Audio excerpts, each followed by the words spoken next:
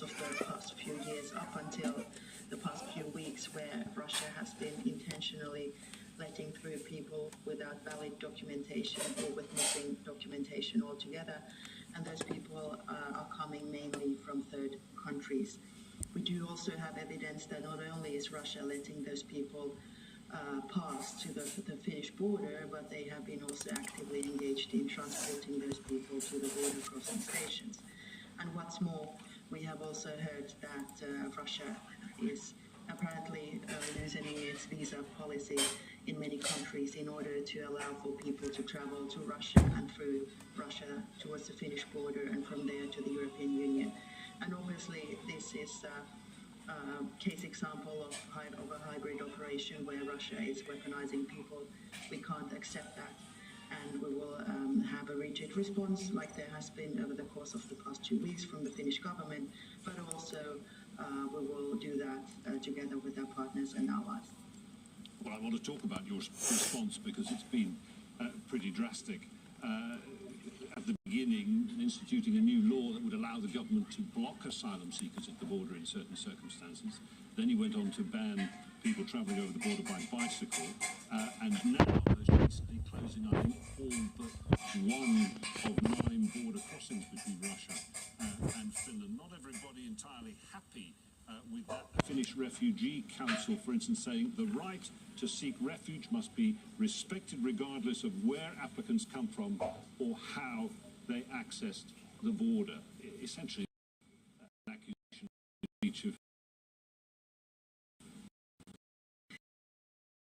of breach of international humanitarian.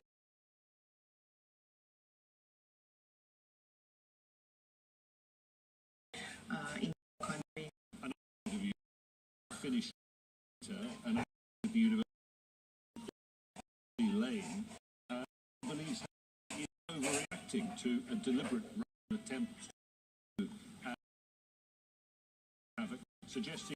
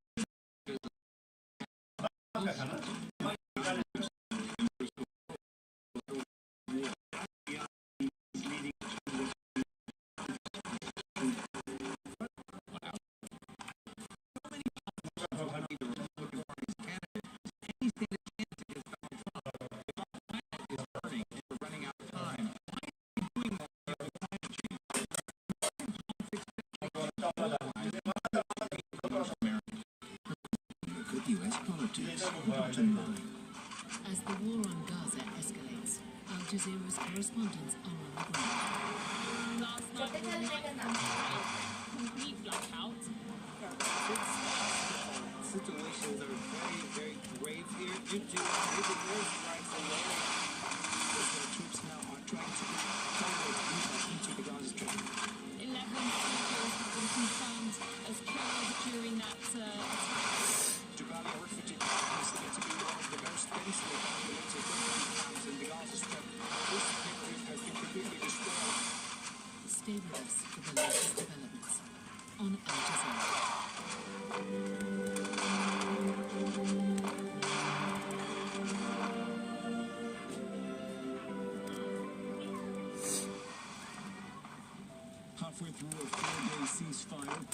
Gaza are picking up the pieces of their shattered lives after weeks of Israeli bombardment.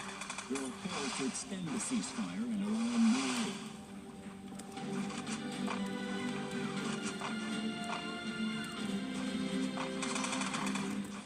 I'm Sir Romat with us this is Al Jazeera live from the also coming up.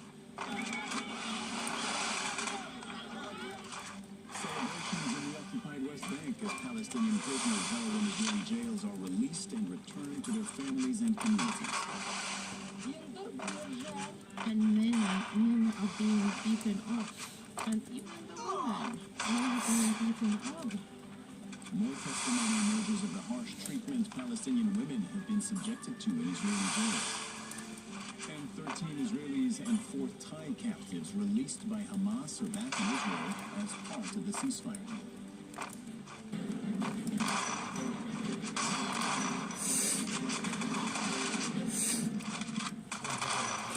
It has been a 4-day ceasefire between Hamas and Israel. The brief lull in Israeli attacks has given Palestinians time to take stock of the utter devastation of their homes and neighborhoods. Some Gazans are searching for their missing relatives. Others are trying to return home, or what little is left of home. Stephanie Decker begins our coverage. The negotiated ceasefire in Israel's relentless bombing of Gaza means some Palestinians are able to return to their neighborhoods. But nothing looks or feels familiar anymore. Total annihilation of homes, communities, the complete destruction of the fabric of life here. As you can see, thousands of residential units were destroyed. The same with other residential complexes in the north. Where'd you go? Where'd you sleep? This was my house, and now my family and I are homeless. Many are still buried under the debris. I cannot even pick some of my clothes from under the rubble to put on my back. However, we are not leaving. We're holding our ground. Even if I live on the tent, I will not abandon my home. Wow. Many others said the same as they first laid eyes on their neighborhoods. The destruction absolute. People also taking advantage of the quiet skies to fill up their tanks. Life has been on hold here for more than 7 weeks. It's the third of a 4-day ceasefire delicately negotiated by Qatar, Egypt, and the United States to facilitate this. The second group of captives were released on Saturday night after an hours-long delay. 13 Israelis and 4 Thai nationals were handed over by Hamas to the Red Cross to arrange their transfer to the Egyptian-controlled Rafah crossing, where they were then roped back into Israel. As part of the deal, Israelis released 39 Palestinian women and children from their jails. In the occupied West Bank on Saturday night, parents gathered to welcome them. Isra Jabber spent 8 years in an Israeli prison for a charge she denies. My wounds are visible, and my struggles, I don't want to talk about them. The yearning for family, this is the price the prisoners pay. On Sunday, a third exchange is expected. For now, the Palestinian death toll is on hold as people take stock of the extent of the destruction. But there is little relief here, as they wonder what will happen once the 4-day ceasefire comes to an end. Stephanie Decker, Al Jazeera. There have been more deliveries of fuel and aid into Gaza as part of the ceasefire deal. The UN says it has been able to scale up deliveries of food, water, and medicine through the Rafah crossing with Egypt. But there has been concern about how much of it is actually reaching the northern part of Gaza. That is the worst hit part of the strip, where hospitals have all ceased operations. Reporting inside Gaza is Tariq Al-Bazoum in Khan Yunis, the southern part of the strip. Tariq, how are people living around you on day 3 of this ceasefire?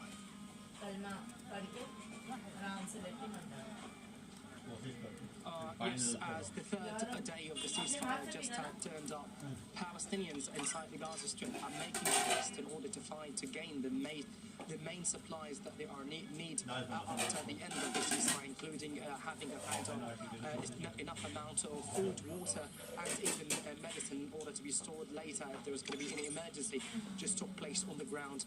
Also, the majority of Palestinians just decided to return back again to the houses in order to check what had remained for them and also to retrieve the dead bodies of their loved ones from under the ruckles.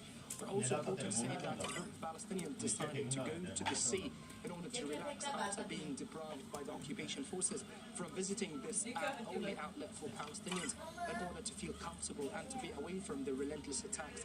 Others tend to go to their farmlands in order to harvest olives that also they were not also being able to get to these farmlands due to the Israeli control of roads in the Gaza Strip. So mainly the Palestinians have a sense of joy regarding this kind of ceasefire, hoping that it might be extended within the coming days. Well, can you tell us about the aid that's coming through?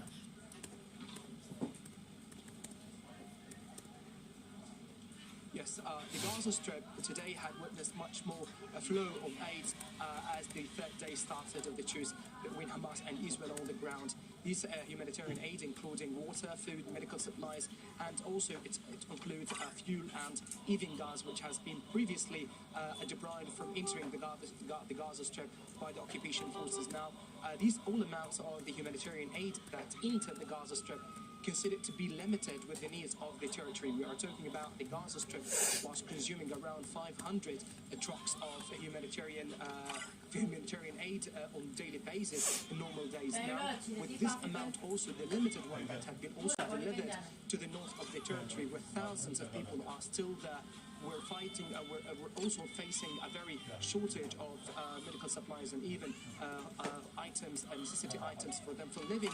Now, these limited amount of aid had been delivered, considered to be not enough for the north of Gaza Strip. We are talking about a few number of humanitarian troops that had been allowed by the occupation forces to reach to the north of the territory, as they are making kind of checkpoints in order to check those humanitarian aid that will be flown to the south, to the north of the territory. Tariq Abu-Azzoum reporting from Khan Yunis inside the Gaza Strip. Thank you very much. There have been emotional reunions in Israel, as well as more captives held by Hamas since October the 7th have returned home. That is 9-year-old Irish-Israeli Emily Hand running to hug her father. The Israeli military had incorrectly told Emily's father that her body had been found weeks ago. And the second girl is 13-year-old Hila Rotem Shoshani, also released on Saturday, but remains in captivity. Mohammed Johnson joins us from occupied East Jerusalem. Mohammed, the first 2 days of this ceasefire agreement showed us that it can work, but it's fragile. What are you expecting today?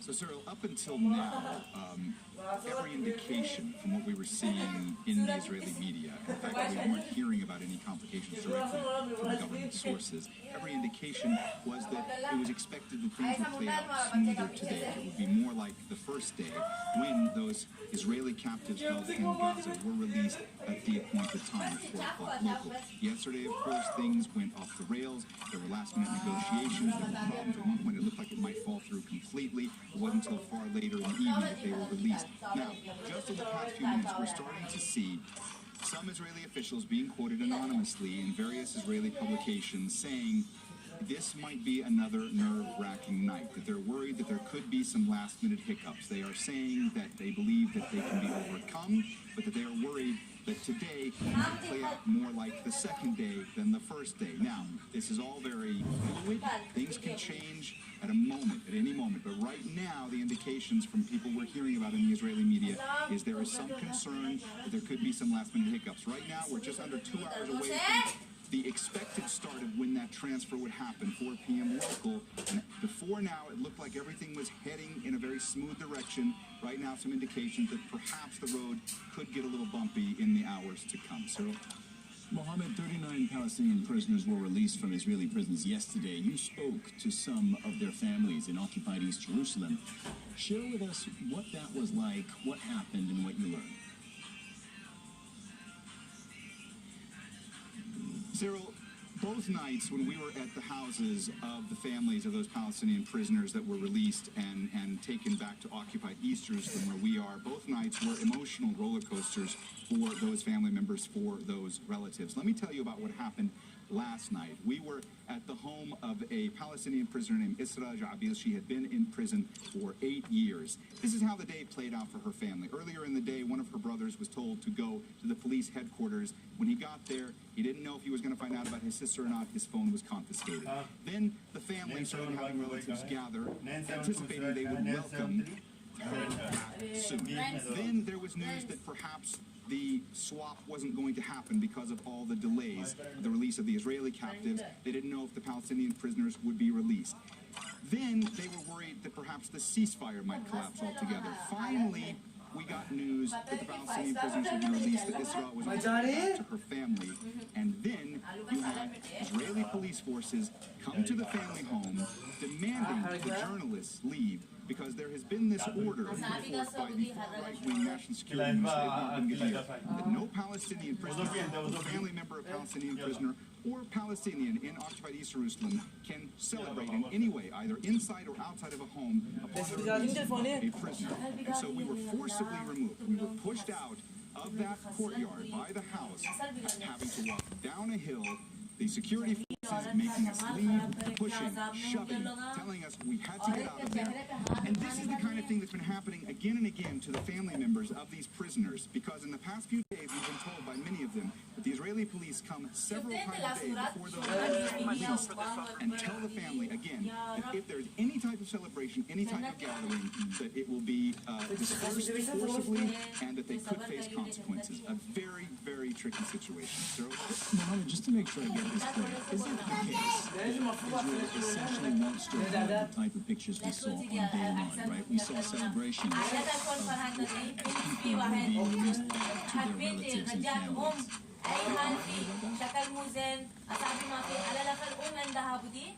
So, Cyril, there's two things happening, basically. One thing is happening in occupied West Bank, wherein you have larger celebrations. But in occupied East Jerusalem, which comes under the jurisdiction of the police force, National Security Minister Itamar Ben-Gvir, he has said repeatedly that if there are any celebrations, gatherings, inside, outside, festivities, that they will be cracked down upon. And that's what we've seen play out. So it's a different situation in the occupied West Bank, where you see more celebrations. In occupied East Jerusalem, you have families that try to gather inside homes.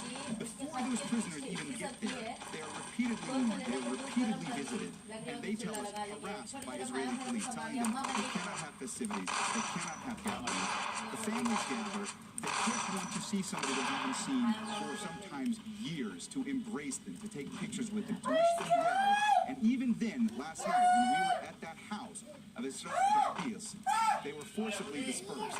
She was eventually released. She was taken there. People were allowed to gather inside. But it is a situation that is fraught, an atmosphere that is tense. They feel like they can't even be happy that their relatives are back. And it's very hard for them.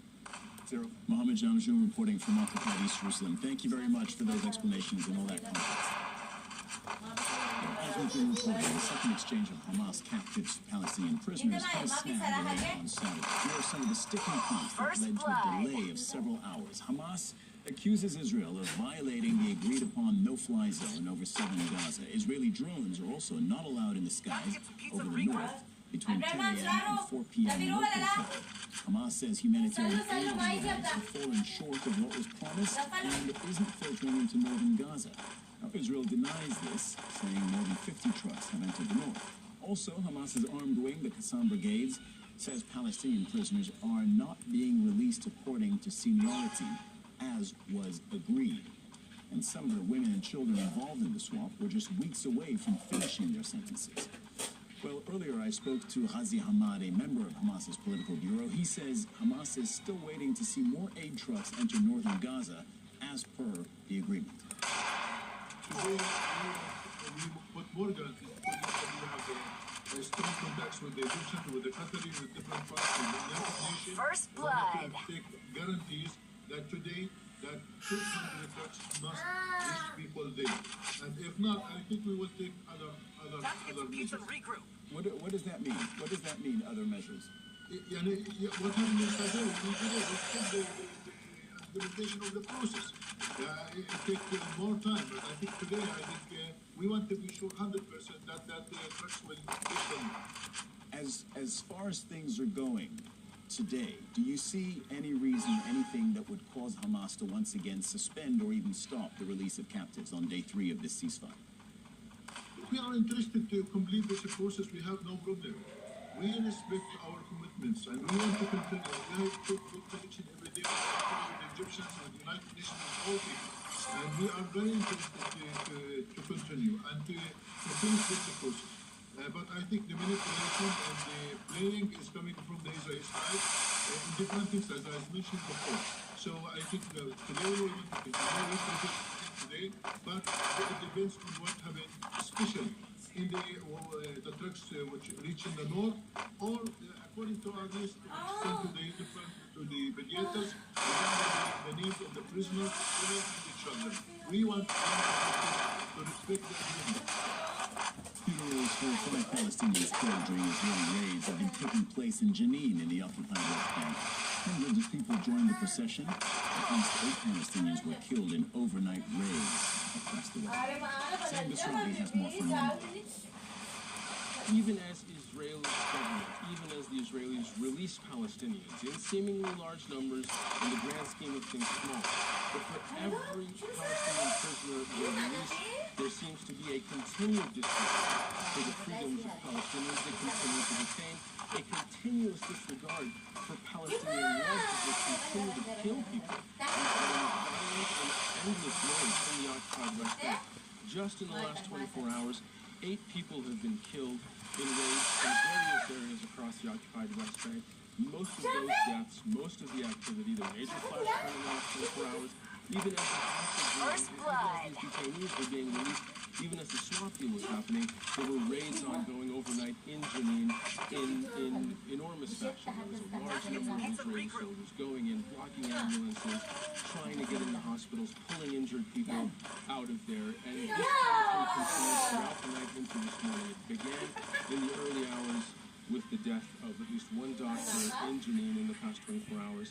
5 more were killed, and overnight that death toll went up to 8.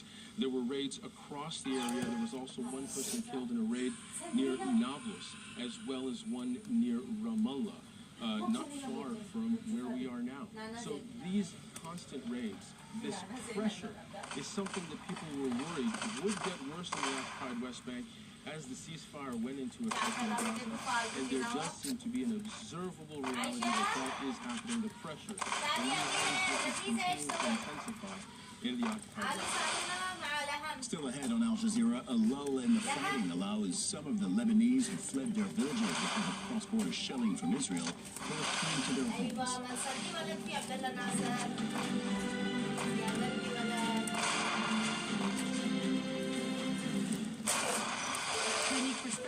Speaking Palestinians are used to voices you don't often hear.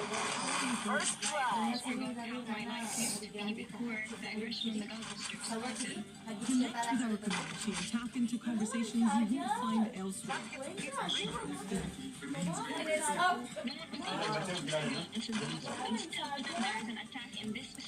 Join me, Annalise Borges, and the rest of the team. It was the gruesome murder that shocked Malaysia. 2 policemen were sentenced to death for shooting a young woman and blowing up her body. But was the killing linked to Malaysia's highest office? In a 101 East World exclusive, one of the convicted killers breaks his silence to make sensational revelations. Murder in Malaysia, Cyril Umar speaks on Al Jazeera. Here are some of the media stories. A critical look at the global news media.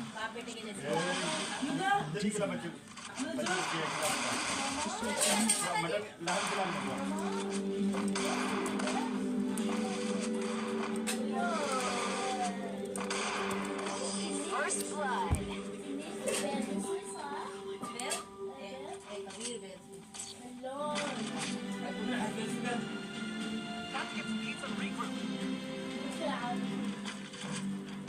You're watching Al Jazeera. A reminder of our headlines this hour.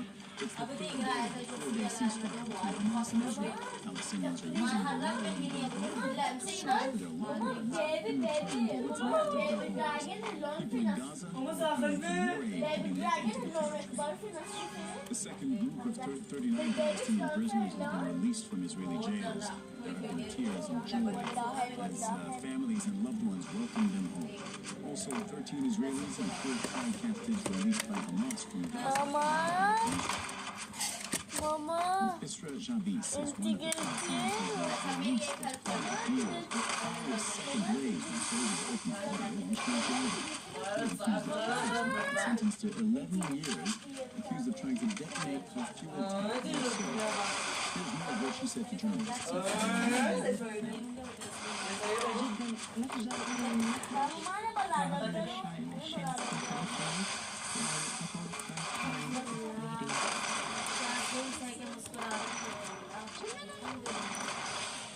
We had some fresh air from the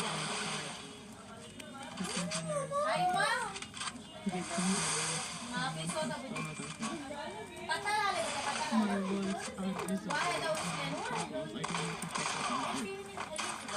In addition to my struggle with Palestinians and with yearning for the families, this is the price the prisoners pay, and that's for the feeling and longing for the families.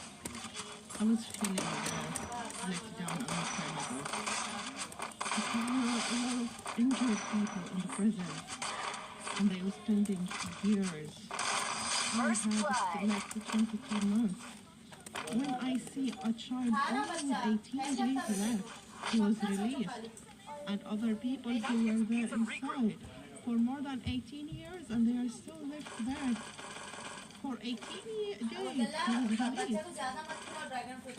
Lalwa Rashid Al-Khater is the Qatari Minister of State for International Cooperation, and she spoke to Al Jazeera from inside Gaza about the diplomatic and humanitarian roles that Qatar is playing. We are all pushing towards increasing the quantity of humanitarian aid to deliver.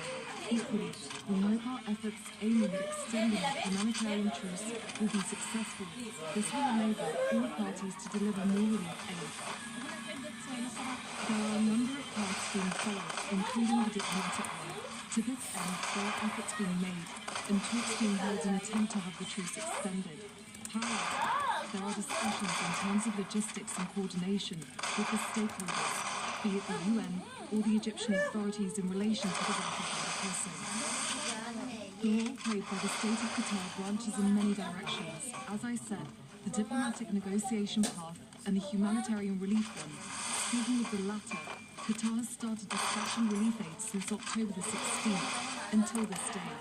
Qatar is willing to deliver more humanitarian aid, but there are many logistical obstacles, including the daily ceiling put to the quantity of aid to enter into the Gaza Strip. There is no point dispatching relief aid to be left in storage without being delivered, especially the medical supplies which require certain protocols and temperature for handling.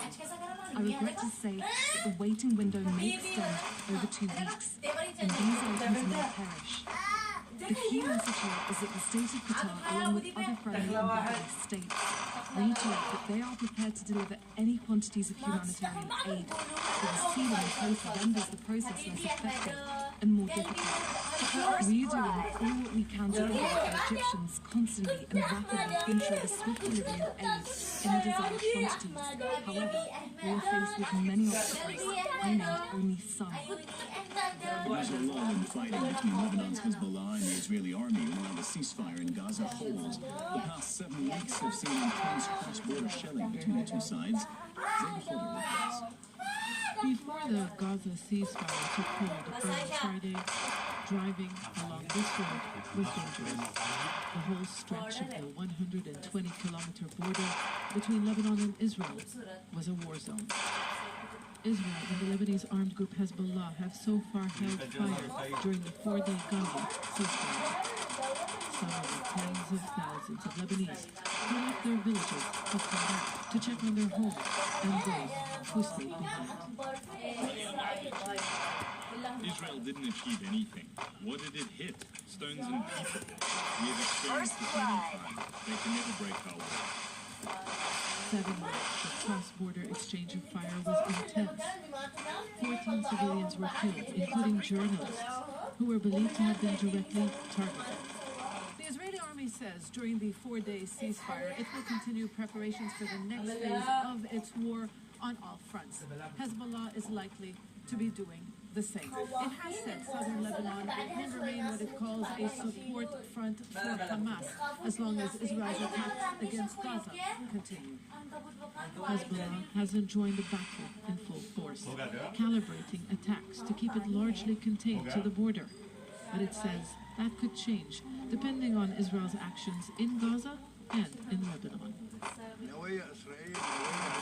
Israel's takes land. It does this under the command of the United States. The United peacekeeping force in southern Lebanon, which has been powerless in stopping the violence, is calling on both sides to avoid further escalation, warning of even what it calls more devastating consequences. Al Jazeera, southern Lebanon.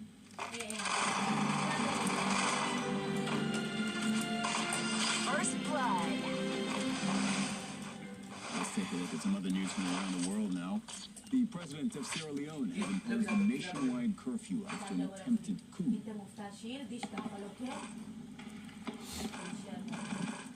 U.S. Media said attackers tried to gain access to a military armory in the capital Freetown, but were held by security forces. Some of the gunmen escaped. The gunfire has been heard in the city. At least 150 people have been kidnapped from 4 villages in northwestern Nigeria. Witnesses say the gunmen stormed the area in Zamfara state on motorcycles, demanding thousands of dollars from people as retribution after Nigerian troops killed 4 criminal gangs during a security operation. The president of the Democratic Republic of the Congo has launched his re-election campaign ahead of next month's general election. Some people say that he has failed to deliver on promises made during his first term. How would you say about this? Farmers in Kulu province were appealing to the second term as president of the Democratic Republic. But opinions there are divided on whether he deserves their vote. Some are disappointed and frustrated by rising poverty, unemployment, and the slow pace of development. The head of state has responsibilities towards the people. In other words, he is indebted to us. He didn't really fulfill his promises. Tshisekedi is hoping his pro-poor social policies to improve education and healthcare will get him elected. And some Congolese feel the same way. I think that the president's first term was merely a preparatory one. Let's give him a chance for a second term so that he can finalize these projects. The general election of the 7th of February, Tshisekedi could face stiff competition from opposition candidates who are also promising to alleviate poverty as well as deal with corruption and government. First blood. Al Jazeera. The foreign ministers from China, Japan, and South Korea are meeting in Busan to discuss strengthening ties. It's the first such meeting between the neighboring countries in 4 years. This comes after North Korea violated UN resolutions this week by placing its first spy satellite into orbit. It also comes as Seoul and Tokyo deepen security cooperation with the U.S. as concerns rise about China's growing regional influence. We now stand at a turning point in history. The international situation has become more severe and complex than ever before, including Russia's invasion of Ukraine, the situation in the Middle East, and the growing threat from North Korea. And the progress of cooperation between our 3 countries will greatly contribute to peace and prosperity, not only for us, but also for the region and the world. At present, in the face of accelerated evolution of the century's changes and the complex challenges facing the world economy, China, Japan, and South Korea should play an active role in promoting regional and global development with a more progressive manner and attitude. Above all, it is important to further institutionalize trilateral cooperation so that it develops into a stable and sustainable system. I look forward to working together to ensure that the Trilateral Summit, which is at the pinnacle of trilateral cooperation, will be held as soon as possible based on today's meeting. Let's return now to the war on Gaza. Palestinians are taking advantage of the 4-day ceasefire to find some relief. After 7 weeks of constant Israeli airstrikes and shelling, Yamil Al-Sayed sent this report from the beaches of southern Gaza. After weeks of airstrikes, shelling and destruction, a day at the beach